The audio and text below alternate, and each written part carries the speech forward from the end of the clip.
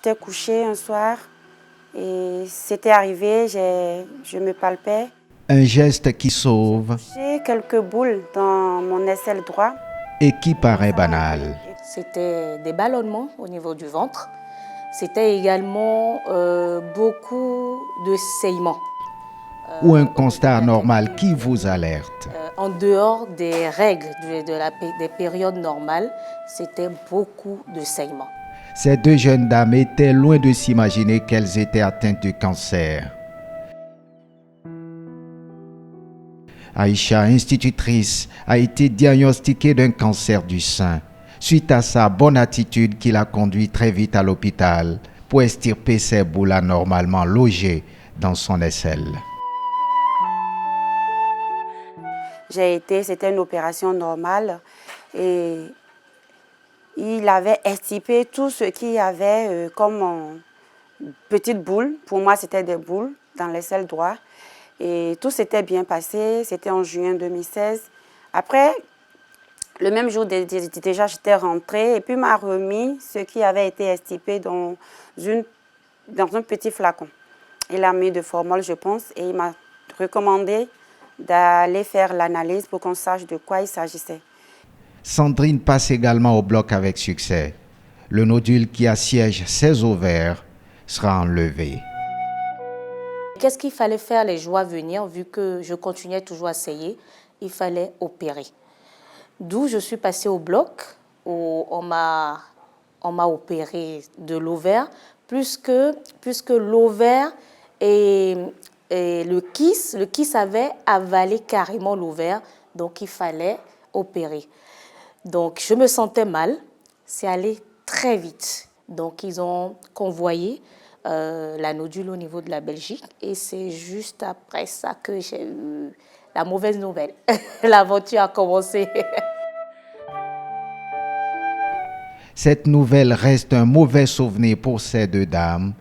Aïcha, souffrant du cancer du sein, l'a également en mémoire.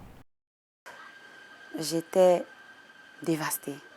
Je disais que c'est pas vrai. Et il a fini comme ça. Il sortait de la salle et j'ai commencé par couler des larmes. Et il m'a tapoté l'épaule et il disait « Ça va aller, madame ». Et il est parti. J'ai commencé par couler des larmes. Ils ont dressé leur première ordonnance de cure, de chimio. C'était comme si ça devenait vrai la chose. Et il est parti. Donc quand j'étais sortie, ma petite sœur m'avait accompagnée parce qu'il avait commencé par avoir du petit peur. Et elle a vu mes yeux et elle a dit « Qu'est-ce qu'il y a ?»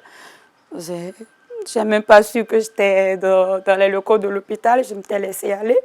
J'avais pleuré, j'avais recoulé parce que c'est comme si le ciel me tombait sur la tête. Et c'est comme ça que elle a pleuré avec moi. Elle dit on est passé par plusieurs choses plus denses. Les parents, papa, maman, et on s'est toujours en sorti. Grande sœur, ça va aller, on doit s'en sortir.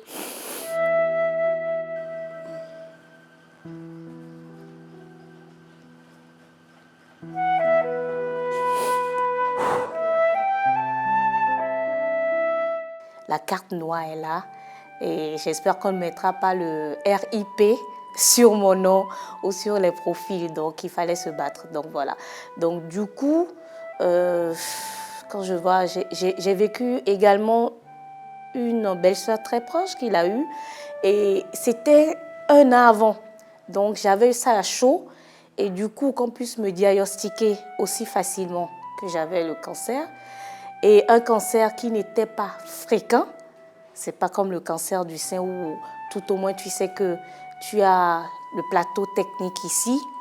C'est un cancer carrément des ovaires et c'était totalement, c'était un nouveau mot pour moi. Aïcha et Sandrine triomphent de ce rude combat contre le cancer, mais pas sans laisser des plumes.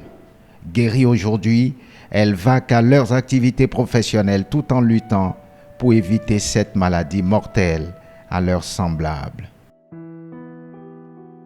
Depuis près de 5 ans, elles mènent des actions de sensibilisation à travers leur ONG SOS Cancer, dont l'objectif est de soutenir les femmes atteintes du cancer et leur entourage. Face à cette maladie mortelle, difficile à cerner, que faire? Cherchons refuge auprès du médecin. La majeure partie des cancers peuvent être guéris lorsqu'ils sont dépistés très précocement et lorsque la prise en charge est optimale. Par contre, lorsque le diagnostic est tardif et que la prise en charge n'est pas adéquate, alors la mortalité est très élevée, hélas.